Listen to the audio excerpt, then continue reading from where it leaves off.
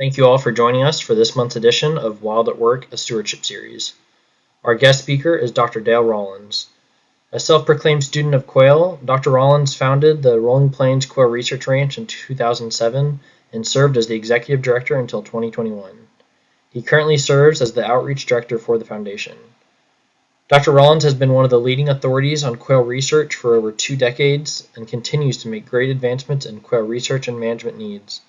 We thank you, Dr. Rollins, for taking the time to be here today, and I'll go on ahead and hand the reins off to you. Thanks, everybody, and looking forward to spending the noon hour with you while you enjoy your ham sandwich. I'm going to take you back over an odyssey of mine that has been about 63 years in the making, and that's no lie. I'm 68 years old, and I got my first introduction to quail when I was 5, as I will share that. So I had the opportunity to give the opening presentation at last week's Quail Symposium on my personal and professional odyssey over the last 60 years or so. And I asked Jared if I could use today's opportunity as an encore performance of that. And so that's where we're headed, is what I call Dr. Rollins' greatest hits. And for some reason the arrow key is not working for me, Jared. Okay, you try just hitting the space button, maybe? Space bar? Yep, nada. It says I'm screen sharing, but okay, there it went. All right. Bear with us, folks. Just want to again reiterate that my current employment is with the Rolling Plains Quail Research Foundation. I'll be making reference to a lot of different things that you can find at our website, which is quailresearch.org. And I want to invite all of you, if you're traveling through the area there north of Sweetwater, Fisher County, we'd love to show you the research ranch and our new facility there. We had 175 people there last Wednesday, in 105-degree heat. So we put up quite a dust cloud moving across the ranch, but we were very anxious and eager and pleased to see the amount of interest that was garnered in the name of quail. At this past year's Bob White Brigade, which was the 30th such, at the end of the camp, there was a young man from San Antonio, and I was asking him where he hoped to be 10 years from now. And he said, I want to be a social influencer. And I said, well, what is that? And he said, well, somebody who people follow. And he listed people like, and I can never think of the name of the young lady that's a pop singer. Somebody will have to help me. I'm just drawing a blank on her. Many of you may watch my younger brother, Cowboy Kent Rollins. And I like to think that I'm a little bit of an influencer, but Cowboy Kent is a mega influencer. He's got over 2.5 million YouTube visitors. And so if you're into chuck wagon cooking and cast iron kind of things, follow and look for Cowboy Kent on YouTube and so forth. I often tell people that my life, in my opinion, has quite closely patterned that of Forrest Gump. And I'm saying this like all of you have watched Forrest Gump, and I'm sure you have. I've probably watched it more than anybody because I think it's one of the best movies ever. And I tell people that the white feather that floated through Forrest Gump's life, in my career, that was a Bob White's feather. So join us as we travel that odyssey. As you look at the photo on the right, I have people approach me all the time. They say, we're just not seeing quail like we used to. And I said, well, I don't understand the problem because I see quail everywhere I look. And if you followed my writings and various programs that I've done over the last 35 years, I think you can appreciate that. I literally see quail in just about everything that I do. And so I'll share some of the songs of the soundtrack of Quail that I've developed over the years. Growing up in the small town of Hollis, Oklahoma, in southwestern Oklahoma, in the mid-'60s, your opportunity for odysseys was somewhat limited.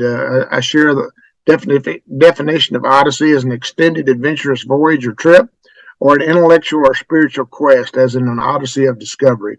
And that literally underwrites my career and my passion for quail. But if I wanted to put a face on odyssey back in those days, it would have probably been Jacques Cousteau, or it might have been Marlin Perkins, or it might have been Kurt Gowdy on the American Sportsman. Now, if you're if you're younger than 50, those are probably names that are totally foreign to you.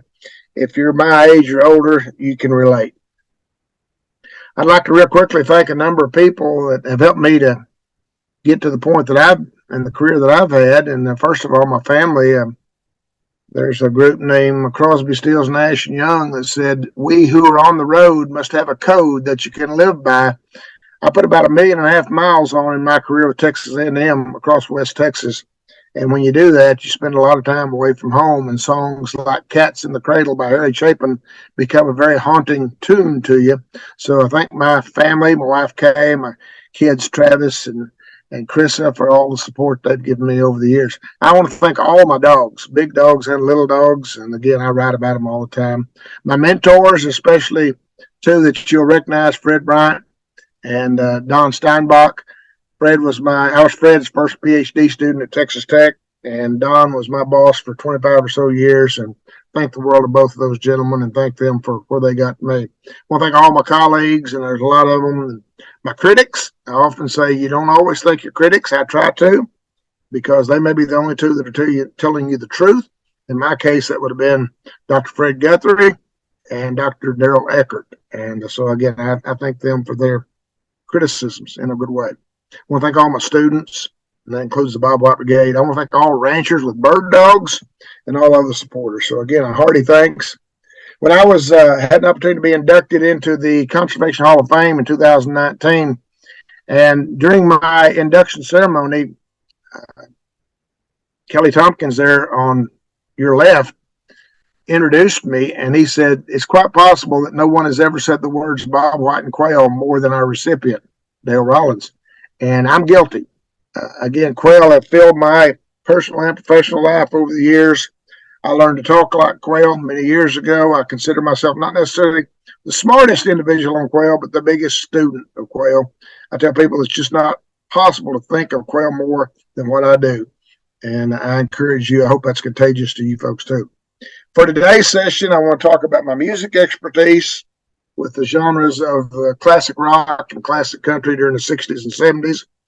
I'm proficient in what I call Okie Ebonics, which allows me to talk to landowners in just about anywhere. I'm a Toastmaster, and I encourage all of you to get acquainted with Toastmasters.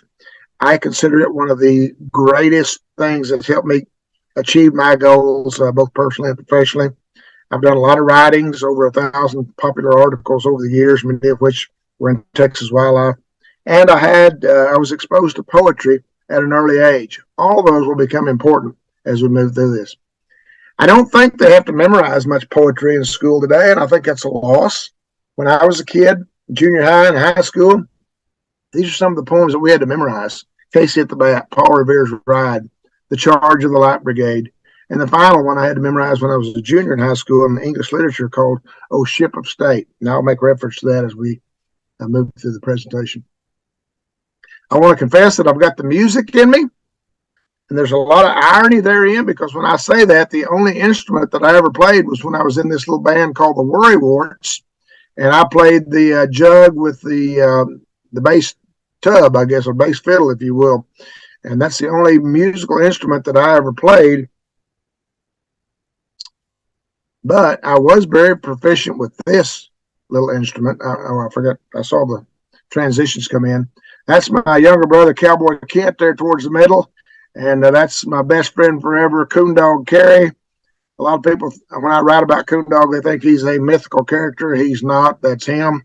Only person I ever saw who shot a blue quail out of the air with a .22 rifle, and been with me all along. I appreciate all that. Game calls. I spent my youth with the only musical instrument that I could play was a fox crow call, but I was quite good at it. And then I learned to whistle, and I consider whistling I'm a recreational whistler. A lot of people can whistle, but not everybody does it recreationally like me. I think that's an inherited trait. And I learned to do a cappella bird calls.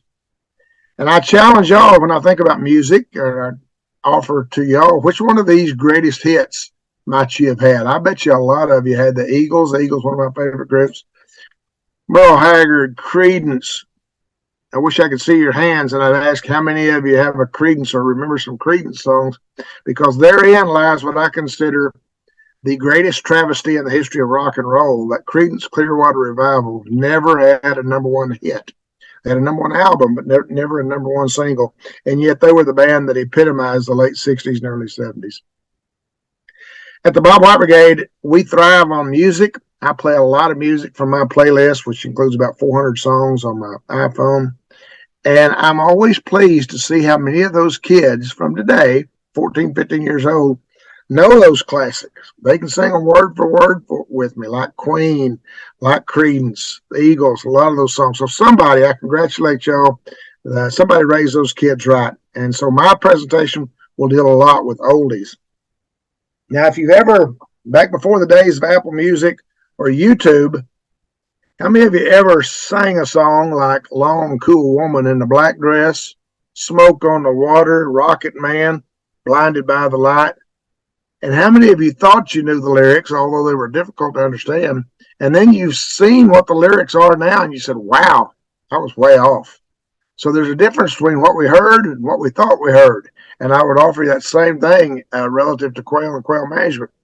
I'm shocked sometimes when I go somewhere or I see something on Facebook, and it said, well, according to Rollins, he said such and such. And I'll grimace, and I'll say, I never said anything like that. So sometimes you get labeled with those garbled lyrics. So I encourage you to be careful with what you repeat. A little bit about my history. I was raised a flower child. I bought my first two BB guns when I was 6 and 7 years old by selling flower seeds. I became a giant killer when I got that pump action Crosman 760. I bet a lot of y'all had that. I graduated to a Wingmaster shotgun when I was 15 years old. I tell people if I was still mad at Quail, I'd still be toting that Wingmaster. And I'll tell you more about it in just a minute. I became a Toastmaster and I became a Quail Master. And I'm still crazy after all these years. My siren song, my gateway drug, if you will, into Quail, was when I was 6 years old, 5 years old actually. We lived south of Hollis, Oklahoma, 5 miles south, mile north of the Red River. And one June afternoon, the kitchen window was open and there was a bird out there going. And my mom says, do you hear that bird? It calls your name. And I tell people it's still calling me 63 years since that time. If I was to look at my life along a timeline, I might characterize artists like John Denver during my adolescence, Take Me Home Country Roads, Thank God I'm a Country Boy.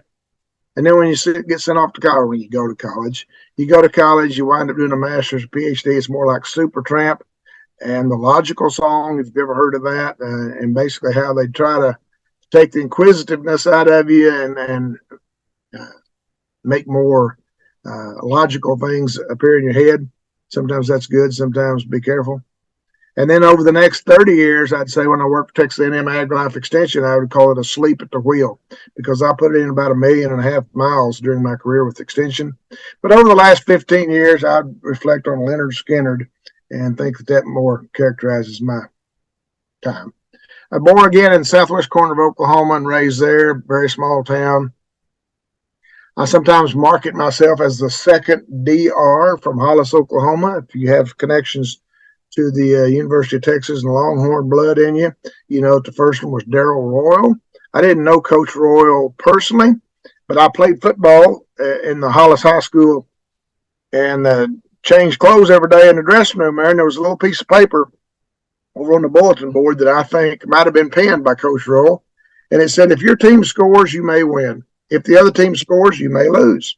If the other team never scores, you will never lose. Defense wins ball games. And I want you to think about that as we talk about Quail, because regardless of whether we're talking about supplemental feeding, predator management, whatever, it all starts with a good defense. A good defense starts with good habitat. And so as I talk about things like the softball habitat evaluation technique, we're talking about ways to monitor and measure that defense. Lincoln said the best way to predict the future is to create it. And I've spent a lot of time quail hunting and again, dealing with colleagues in quail management over the years. I've made a lot of tracks as it relates to quail. But I often tell people that I'm like a turtle. I'm the epitome of a turtle on a fence post, which they'll tell you, you ever see a turtle on a fence post, you can guarantee one thing, he didn't get there by himself. And again, so I want to appreciate and thank all those people that I did earlier and just recognize the fact that when I say I did, there's always a we in there. And so celebrating successes with programs like Bob White Brigade, all the various technicians and interns we've had at the Rolling Plains Quail Research Ranch, grad students. There's been a fair number of those. Quail masters. We had 31 or 39 quail masters attend last week's symposium. I was very proud to get a group photo with them. And land managers across the state, and what generically I refer to as students of quail. And again, I'm welcoming you here today as a student of quail. I was raised in AM radio, and again, for those of you that aren't over 40, you may have a hard time conceiving what AM radio was, but I see grins out there. I can sense grins out there among those that are 50 or older. And I bet you a lot of you here in Texas listen to KOMA at Oklahoma City, because they at dark each night they turned up their power to 500,000 watts, and so you could reach them all across West Texas. And they were an important influence on me. And their motto was, "We just keep pumping out those hits." I like that so well that that's what I nicknamed my 870 Remington, KOMA, because it just kept pumping out those hits. Thank goodness for XM radio. I tell people if I could change one thing about my career, it would have been the invention of satellite radio 40 years ago. And if you're making a long trip to Montana or elsewhere to go upper bird hunting, and you want to play music trivia, I'm your huckleberry. As long as we're listening to classic vinyl, the 70s, or Willie's Roadhouse, I'll be playing with you. So again, I want to make the rest of this presentation kind of a Casey Kasem's top 40. And I was short on time, so while it's intended to be played at 33 RPMs, I'm going to turn it up to 78. And I won't go into any depth on really anything I talk about today. But if you have questions, don't hesitate to either ask today during the close of the webinar, or to email me, and I'll be happy to visit with you. If you see the webisode sign or the microphone sign, that means that we do have a webisode on YouTube relative to that topic, or a podcast on the Dr. Dale on Quail podcast series. I encourage you to check both of those out, again, at quailresearch.org. There's a lot of there's number of cult classics, one-hit wonders. How many of you, again, I'm looking for hands, how many of you remember Dead Skunk in the Middle of the Road by Loudon Wainwright III? The five-man electrical band with signs, no long-haired freaky people need not apply. I guarantee y'all sang that one. And so I've had some one-hit wonders, too, that I don't have time to go into today, but A Quail Named Sue, the Patty Melt Quail Feeder, the Old Rooster Hypothesis, Voodoo Habitat Scores. I'd be glad to visit with any of y'all ad nauseum about those at some future opportunity. I want to take you back to 1974. That's my bride in the upper left. Got married when I was 19 years old. I called it a shotgun wedding. In the early 70s, if you tell people you had to get married, it was a scarlet letter on your shoulder, because it probably implied something about the physiological status of your bride. I'm here to claim quite proudly that it had nothing to do with that. But that picture on the right, that shows my future father-in-law's property. And if you know anything about looking at Bob White habitat, I had to marry into that. So I said that's a marriage made in Chinook. Now I'm going to give these various items almost on a chronological basis. Won't be perfect. But in 1991, there was an article published by a colleague down at the Clayburgh Institute by Dr. Lenny Brennan. And congratulations to Lenny on a successful career. He's about to retire. How can we reverse the northern Bob White population decline? This is probably one of the most cited articles in Bob White literature, because everybody refers back to this one. I first heard in January of 1992 as I watched a young setter named Susie hunting quail. And when Dr. Brennan said that the quail with the Bob White would become recreationally extinct by the year 2005, I thought, poppycock, BS. Who's he talking about? What's he talking about?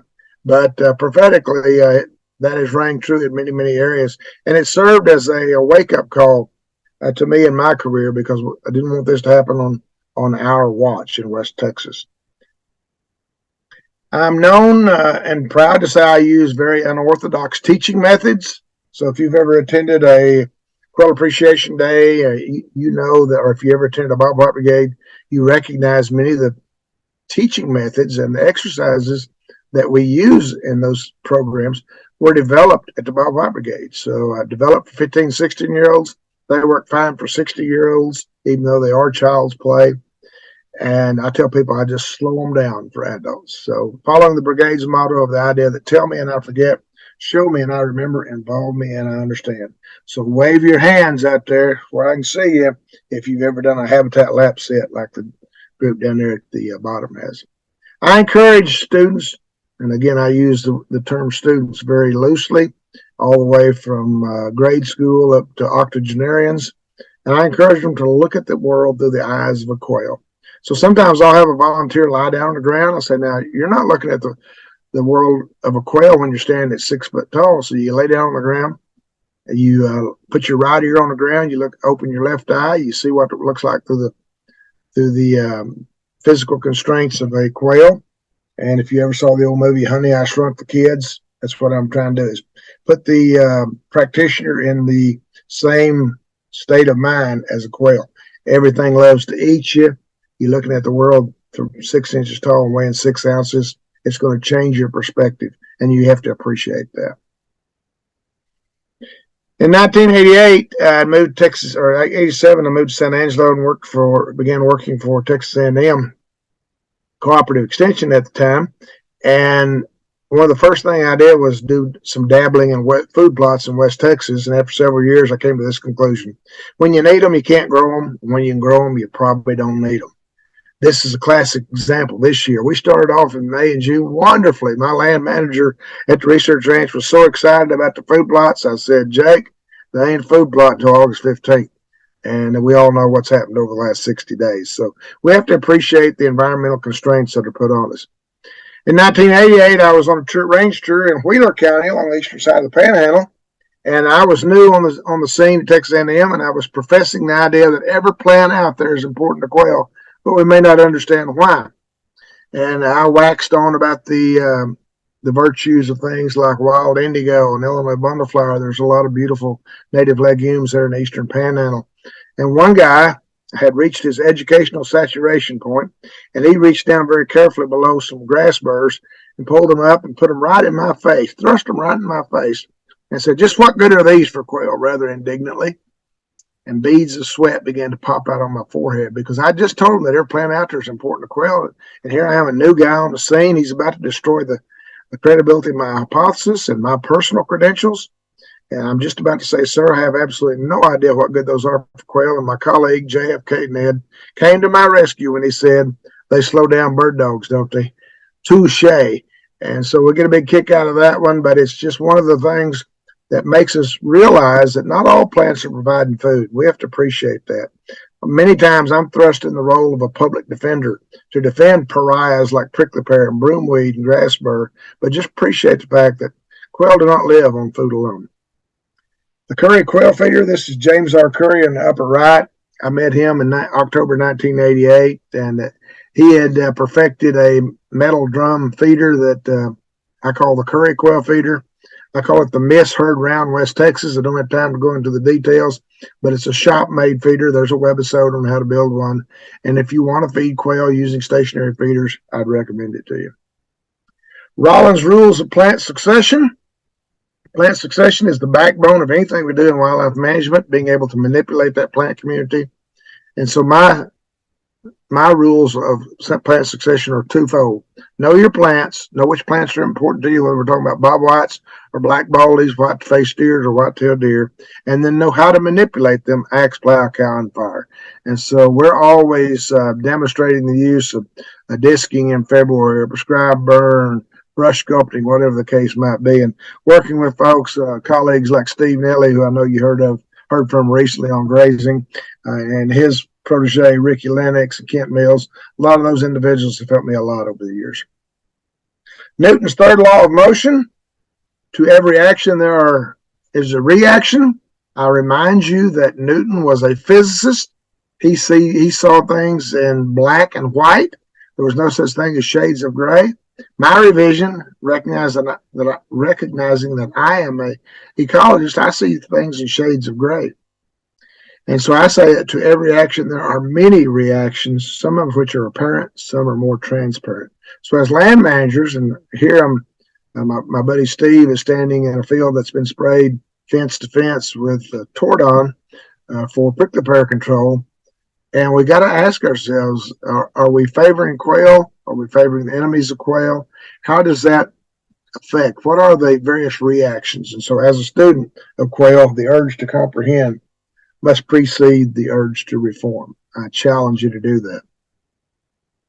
In 1993, I had what I call, December 1992, I had what I call my Bob White line epiphany.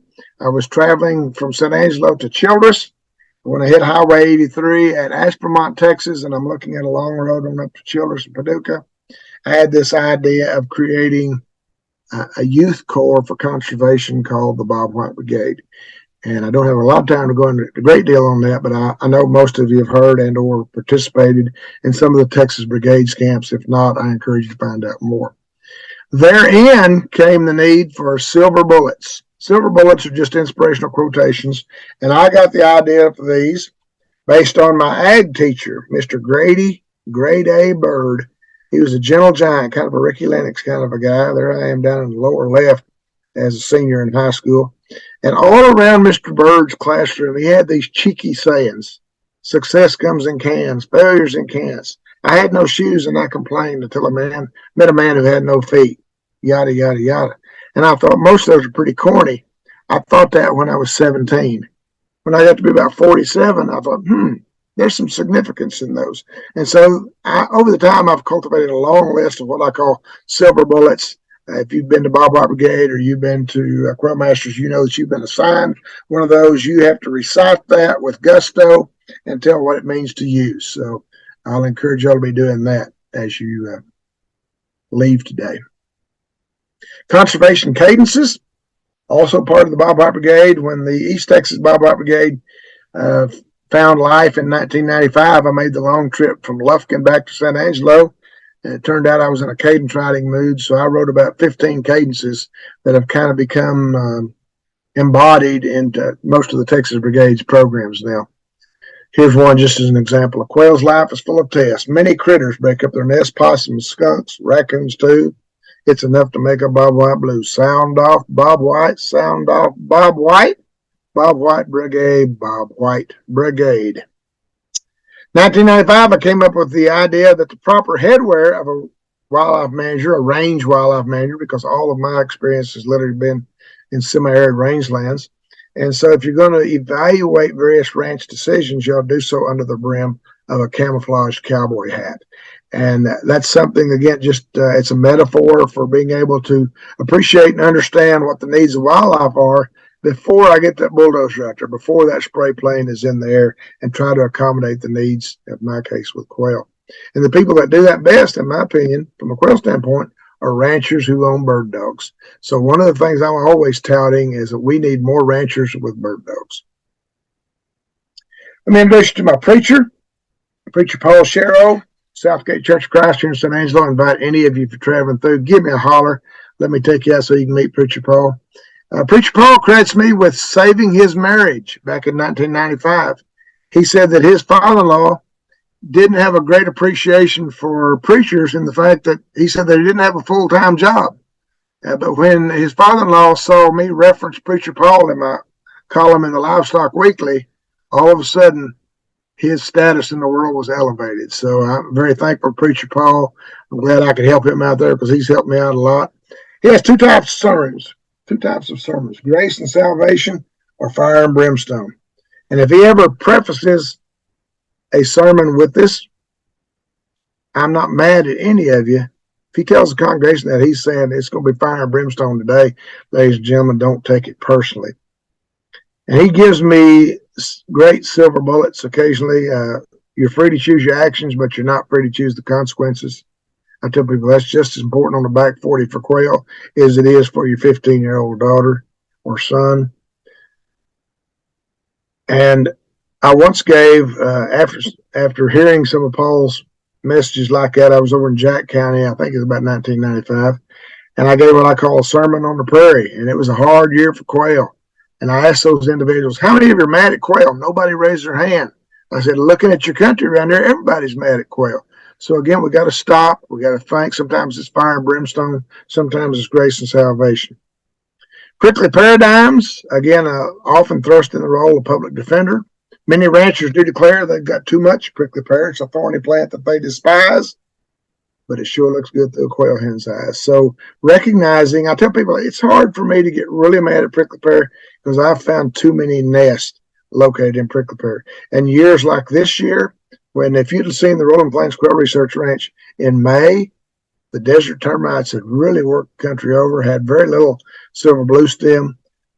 Our yucca, our prickly pear was our primary nest size. The lesson to wildlife managers there is the old carpenter's axiom, measure twice and saw once. Brush sculptors, this came about in 1997. I was at the Texas Southwest Cattle Raisers meeting, making the trade show in Fort Worth. I saw this guy that had photos of what I was dreaming of brush sculptors. It was Mike Gibbs of La Pryor, Texas, and he and I struck up a great friendship immediately. And in the following year, I unveiled a program called Brush Sculptors, the planned selective control of brush to enhance wildlife habitat. I bring up the date March 1995 because that won't ring a bell for most of you, but if any Okies out there, I think it probably will. March 19th was the date that the Murrah building was bombed in Oklahoma City. So it's one of those deals about you will always remember where you were at when you heard that news. And I was in Vernon, Texas, along with about 25 of the big ranchers up in that part of the world, and they were all fussing about one thing. What could A&M do to make their ranching more profitable? And it was always focused on mesquite. I was the last one to get to speak that day, and when I told them what you guys need is a brush appreciation day, they failed to see the humor. But 7 years later, we had the first brush appreciation day in 2002, and brush sculpting has been a philosophy that has been woven into the lexicon of range and wildlife managers very well over the last 20 years.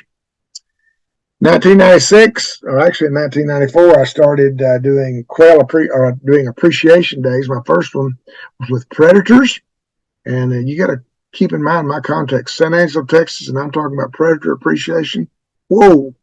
County agents that I had assembled that day thought Rollins had flipped out, but I had one of them pull out a dictionary and read the definitions of appreciate. To value or admire highly, to judge with heightened awareness, or to be cautiously or sensitively aware of. And that's pretty well guided my philosophy ever since that time, is various appreciation days. So I always want you to appreciate in those contexts the various things we're talking about. Really the only downtime in my career, the only time that I was kind of feeling just a little bit sorry for myself was spring of 1997, April. Because of those predator appreciation days, I had been subjected to 2 letters to the editor in the Livestock Weekly, people calling for my resignation. And anyway, it got my attention. But with the help of my bird dog, Susie, who's in the background here, she was there with her nose on my lap, and we penned what I call Susie's 12-point plan for success. First and foremost, always hunt with good dogs. Always surround yourself with people that are smarter and faster and can jump higher than you can. You're going to play up to their competition. You're going to be better off just with the association. Another one is, I don't have time to go through all 12 of these, but be thankful when your vocation and your avocation are one and the same. And that's something that I have in common with my bird dogs. I hope in your professional life you can say the same thing. I began to ponder on, I was without bird dogs from about 1988 until 1991. I was going to college and so forth, and played a lot of slow pitch softball. And then after I got bird dogs again, I was walking them one evening. I began to mull over the similarities between playing softball and bobwhite habitat, of which there are many. And I coined the softball habitat evaluation technique, or SHIT. Be careful with your enunciation. And there's a webisode on this, and you can follow up more on that. I tell people the key point is, can you throw the softball in the air from one quail house to the next? And I tell people that if this guy's throwing the quail house, your brush may be too thinly distributed. If you can't tell, that's Nolan Ryan, the all-star pitcher. Had a chance to quail hunt with him a couple of times, and he was gracious enough to sign 45 softballs for me. So a lot of quail masters in the early years have a Nolan Ryan autographed softball. Every movement needs an anthem, so I mulled over what are some opportunities. One is, it could be Killing Me Softly with his song. It could be Fair and Young's Live Fast, Love Hard, Die Young. It could be The Hills Are Alive with the Sound of Music, or it could be Leonard Skinner's Freebird, and I chose Freebird because the refrain says, and this bird you cannot change. So if you've been at a quail dissection with me at a Quail Appreciation Day or Bob White Brigade Quail Masters, you know that before we begin to dig into that bird, we listen to Freebird. This is a philosophy I got from Mr. Sherman Hammond out in Fort Stockton, Texas, the ability to capture water and keep it on your property. Mr.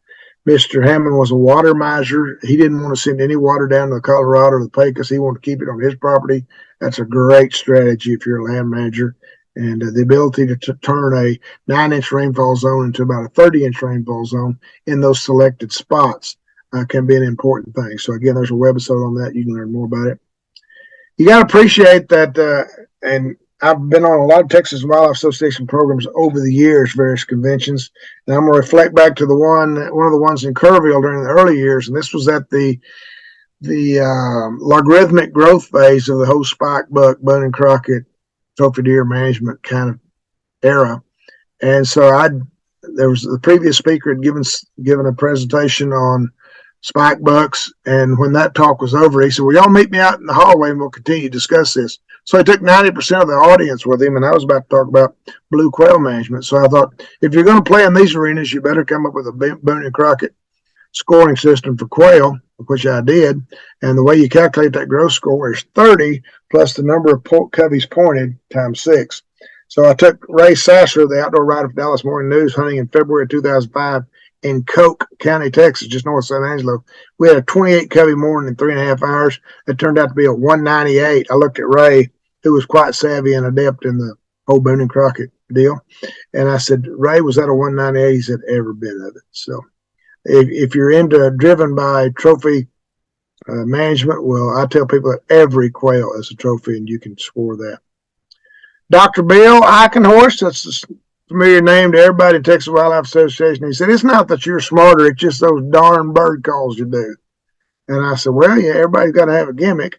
And so, whereas Ralph Waldo Emerson said, every man I meet is in some way my superior, I say every critter I meet is in some way my superior. So I imitate coyotes, turkeys, bobwhite quail.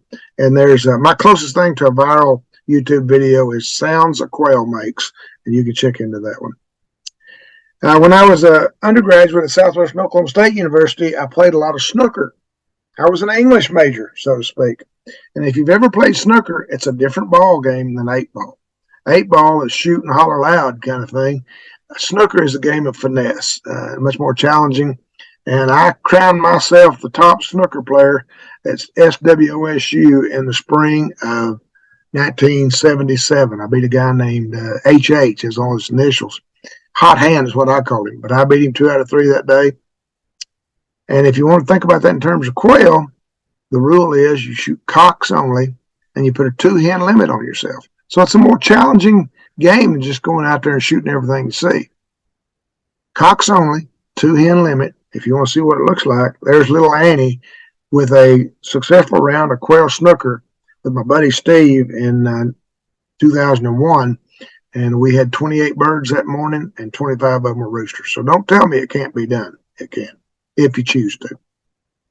Pledge to broomweed. This is one that just drives my range colleagues wacko.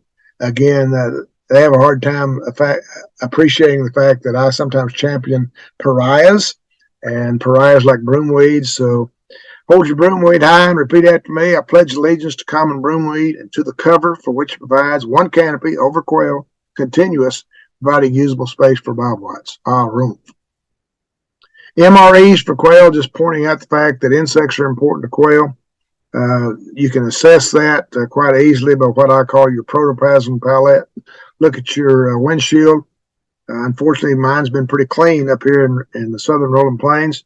I bet y'all are doing better down in South Texas, and especially after that great rainfall y'all had a couple of days ago. And yes, I am somewhat jealous of that.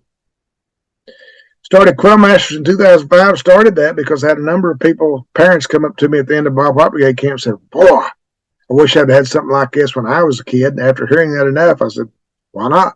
So we started Quail Masters in 2005 and have held it nearly every year since that time. And we'll be holding a Quail Master session again in 2024.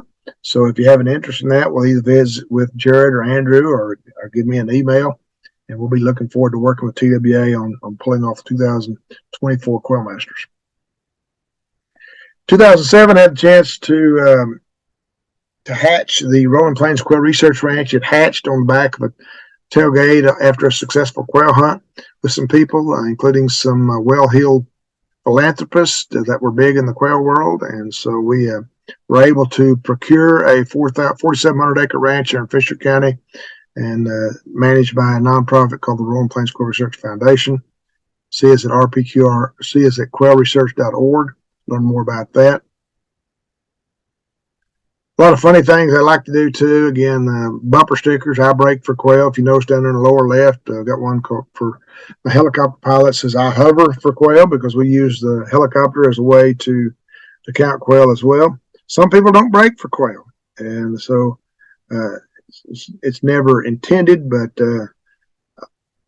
obviously in the lower right you can see that sometimes quail die from collisions. I want to thank TWA. They were ones instrumental in about 2009 to help me get started with a long list of webisodes regarding quail. And your head man now, Justin Drybus. Hope you're tuning in today, Justin. Justin had some money, and we came out to the Quail Research Ranch and did a series of 4 or 5 of those way back in 2009. It now totals 35 plus. We've done most of those since that time with support from AgriLife during the Quail Initiative decline days. Those are available to you on YouTube. Rather than give you a URL, if you just search for Rollins Quail on YouTube, they'll probably call them up pretty well. More recently, I call quail the canary of the prairie. And sometimes